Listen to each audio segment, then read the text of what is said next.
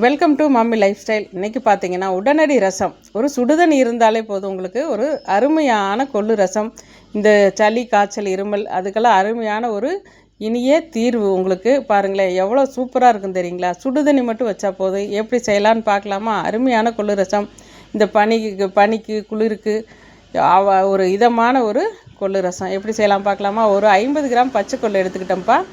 ஒரு பெரிய 2 ஸ்பூன் பெரிய ஸ்பூனில் வந்து மல்லி தனியா எடுத்துக்கிட்டேன். சீரகம் வந்து பெரிய ஸ்பூனில் 1.5 ஸ்பூன் சீரகம். மிளகு வந்து 1.5 ஸ்பூன். மிளகு கொஞ்சம் அதிகமாகவே இருந்தாலும் இந்த ரசத்துக்கு அவ்வளவு அருமையாக இருக்கும். உங்களுக்கு வந்து கொட்டை நார் எல்லாமே எடுத்து ஒரு 50 கிராம் புளி எடுத்துக்கிட்டேன். கருவேப்பிலை, மிளகாய் வந்து ஒரு 8 மிளகாய் எடுத்திருக்கேன். வெள்ளைப்பூடு வந்து ஒரு 10 வெள்ளைப்பூடு எடுத்து வச்சுருக்கேன்ப்பா. எப்படி செய்யலான்னு பார்க்கலாமா?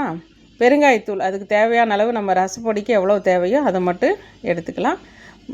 நல்லா பார்த்துக்கோங்க. மல்லி, சீரகம், மிளகு, கருவேப்பிலை, புளி, கொள்ளு, பூண்டு, வரமிளகாய். இதுதான் நம்ம வந்து ஒவ்வொன்றா வறுத்து 1 by 1 நம்ம அரைக்க போகிறோம். முதல்ல ஒரு வாணலி வச்சுக்கலாம். நம்ம கொள்ளு வந்து பொன்னிறமாக வரையில் நல்லா வறுத்துக்கலாம்ப்பா. இந்த ரசம் வந்து இந்த பனிக்காலத்துலலாம் ஒரு அருமையான ஒரு மருத்துவ ரசம்னே வச்சுக்கலாமே. அந்த மாதிரி உடனடியாக வச்சுக்கலாம். டக்குன்னு ஒரு சீக்கிரமாக சாப்பாடு மட்டும் வச்சு நேரம் கம்மியாக இருக்கா, அந்த ரசம் வச்சிங்கன்னா உடனடியாக சாப்பிட்டுக்கலாம். கொள்ளு வந்து நல்ல மெரூன் கலர் ஆயிடுச்சுப்பா. நம்ம இதை வந்து ஒரு தனியாக பிளேட்டுக்கு மாற்றிக்கலாம். அடுத்து வந்து நம்ம மல்லி போட்டுக்கலாம்ப்பா. இதை வந்து நம்ம தீயை வச்சு கொஞ்சம் குறைச்சி வச்சுக்கலாம். ஏன்னா மல்லி வந்து சீக்கிரம் வறுபடும். இதுக்கு எண்ணெயெல்லாம் எதுவுமே சேர்த்த வேண்டாம். எது வறுக்கும் போதுமே எண்ணெய் சேர்க்க வேண்டாம். இது வந்து ஆயில் வந்து இல்லாத ரசம். ஆயிலே இல்லை, உடம்புக்கு மிக நல்லது. ஆயில் தாளிக்கிற வேலையெல்லாம் இல்லை, உடம்புக்கு நல்ல ரசம். மல்லி வறுத்தாச்சுமா. மல்லி லைட்டாக வருங்க, லைட்டாக தீ வச்சு வருங்க. பெரிய தீயில் வறுக்க வேண்டாம், ஏன்னா கருகி போயிடும். ரசத்தோட டேஸ்ட்டே மாறிடும். இதோட வந்து நம்ம சீரகம் எடுத்து வச்சுருக்கிற சீரகம், மிளகு போட்டுக்கலாம்.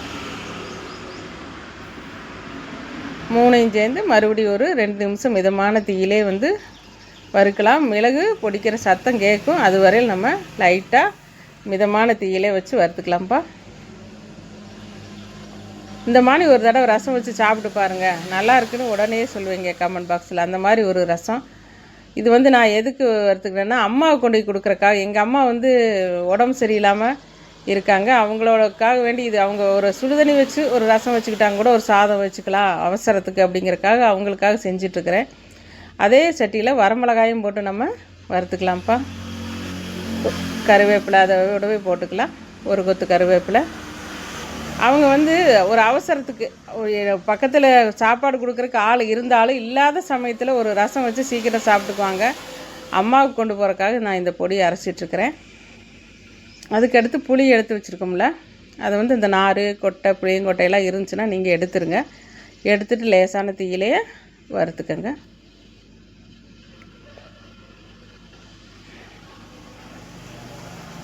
இதுவுமே மிதமான தீ வச்சுக்கோங்க. ரொம்ப தீ வச்சிங்கன்னா சட்டியில் அடி பிடிக்கிற மாதிரி இருக்குது பார்த்தீங்களா. நம்ம அதையும் வந்து நம்ம வறுத்த பொருட்களோடு சேர்த்திக்கலாம்ப்பா. அதுக்கடுத்து வந்து பூண்டு, நம்ம ஒரு 8 பல்லு பூண்டு எடுத்து வச்சுருக்கிறேன். அதை வந்து கொஞ்சம் ஒன்றும் பாதியமாக வந்து சின்ன உரல், நம்ம பக்கத்தில் சமையல் ரூமில் வச்சுருக்கிற உரலில் வந்து போட்டு ஒன்றும் பாதியமாக தட்டிக்கலாம். முழுசாக போட்டிங்கன்னா வறுபடாது, அதுக்காக வேண்டி ஒன்றும் பாதியமாக தட்டி அதே சட்டியில் போட்டு இதுக்கு மட்டும் கொஞ்சமாக ஆயில் ஊற்றிக்கங்க. ஏன்னா வறுக்கணும் கண்டிப்பாக, அதுக்காக லைட்டாக ஆயில் ஊற்றிக்கிங்க. இல்லை பச்சையாக போட்டிங்கன்னா சீக்கிரம் அந்த கிறிஸ்பியாக வறுக்க முடியாது, அதனால லைட்டாக எண்ணெய் ஊற்றிக்குங்க.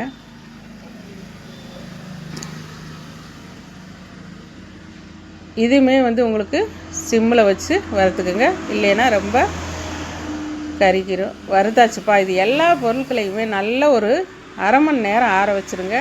இதோடு வந்து கொஞ்சமாக நம்ம சேர்த்த வேண்டிய பொருட்கள் வந்து இன்னும் இருக்குது, அதையும் உங்களுக்கு நான் சொல்கிறேன். இதோடு வந்து நம்ம கொஞ்சம் கல் உப்பு சேர்த்துக்கலாம். இந்த பொடிக்கு தேவையான கல் உப்பு நம்ம இதில் சேர்த்தணும். இப்போது நல்லா ஆறட்டும்ப்பா. நான் கொஞ்சம் பரப்பி விட்டிங்கன்னா சீக்கிரம் ஆறிக்கும். கல் உப்பு சேர்த்திக்கலாம். ஒரு ஸ்பூன் வந்து மஞ்சத்தூள் இதோட சேர்த்திக்கலாம்ப்பா. அடுத்து பெருங்காயத்தூள்,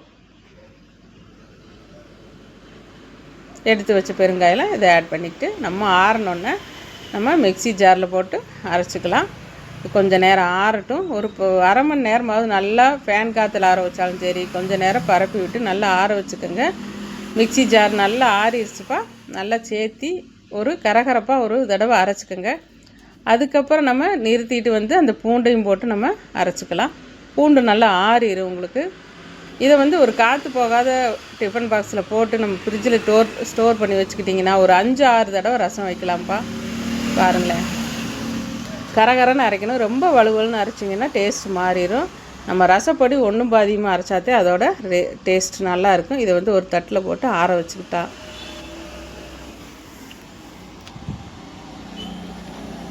ஆற வச்சு கொஞ்சம் நேரம் அப்படியே அதையுமே பரப்பி விடலாம். நல்லா ஆறட்டும். ஆறினதுக்கப்புறம் நம்ம ஒரு சம்பளத்தில் போட்டு எடுத்து வச்சுக்கலாம். கொரன்னு தான் அரைச்சிருக்கேன் பாருங்களேன்.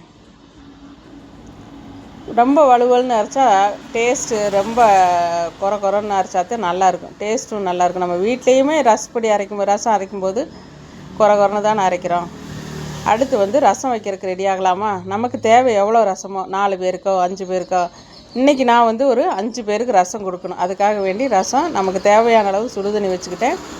அதுக்கு வந்து ஷார்ப்பாக ரொம்ப சின்னதாக தக்காளி அரைஞ்சி வச்சுருக்கிறேன். அதை வந்து தண்ணி கொதிக்கல நம்ம அதை உள்ளே போட்டுக்கலாம். நம்ம கொதிக்கிற தண்ணியில் அதை உள்ளே போட்டுக்கலாம். உள்ளே போட்டு ஒரு சின்ன தட்டு போட்டு நல்லா மூடி வச்சுக்கலாம்ப்பா. கொதிக்க வரையில் நம்ம மூடிக்கலாம். தண்ணி நல்லா வந்து கொதிச்சு எப்படி இருக்குது பாருங்கள். ஒரு 5 நிமிஷம் வந்து சிம்மில் கொதிக்கட்டும். ஏன்னா தக்காளி வேகணும். அதுக்காக இதில் வந்து நம்ம ரசப்பொடி ஆறிடுச்சு. இதில் ஒரு 2-3 ஸ்பூனோ 2 ஸ்பூனோ நமக்கு எவ்வளோ தேவையோ ரசம் தேவையோ நம்ம அதுக்களவாக எடுத்து ஒரு பாத்திரத்தில் போட்டுக்கலாம். நான் வந்து ஒரு 4 பேர்த்துக்கு 5 பேர்த்துக்கு தான், அதனால் ஒரு 2 பெரிய ஸ்பூனில் எடுத்து போட்டுக்கிட்டேன். தக்காளியும் தண்ணியும் கொதிச்சிருச்சு. அதை அப்படியே ஆஃப் பண்ணிவிட்டு நம்ம அந்த ரசப்பொடி இருக்கிற பாத்திரத்தில் நம்ம அந்த கலவையை ஊற்றலாம்.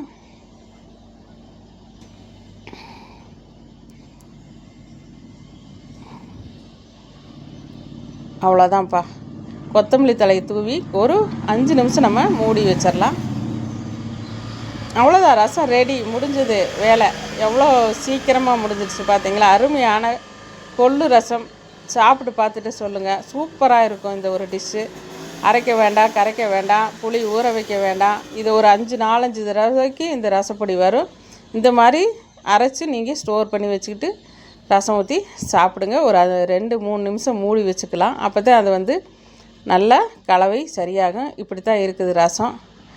அம்மாவோட வீடியோ பிடிச்சிருந்தா லைக் பண்ணுங்கள், ப்ளீஸ் சப்போர்ட் பண்ணுங்கள். என்னால் முடிஞ்ச சின்ன வீடியோ நான் என்ன சமையல் பண்ணுறனோ அதை உங்களுக்கு ஷேர் பண்ணிகிட்டே இருப்பேன். தேங்க்யூ ஃபார் யுவர் வாட்சிங். அவ்வளோதான்ப்பா, ரசம் சூப்பராக ரெடி ஆயிடுச்சு. நான் அப்போவே ஒரு சின்ன டம்ளர் ஊற்றி குடிச்சிட்டேன். சூப்பர் டேஸ்ட்டாக இருக்குது. உப்பு மட்டும் நீங்கள் டேஸ்ட்டு பார்த்துக்கோங்க. பொடியில் நம்ம போகிற அளவுக்கு பத்தாதானே. பாய். அம்மாவோட வீடியோ பிடிச்சிட்டா லைக் பண்ணுங்கள், ப்ளீஸ் சப்போர்ட் பண்ணுங்கள்.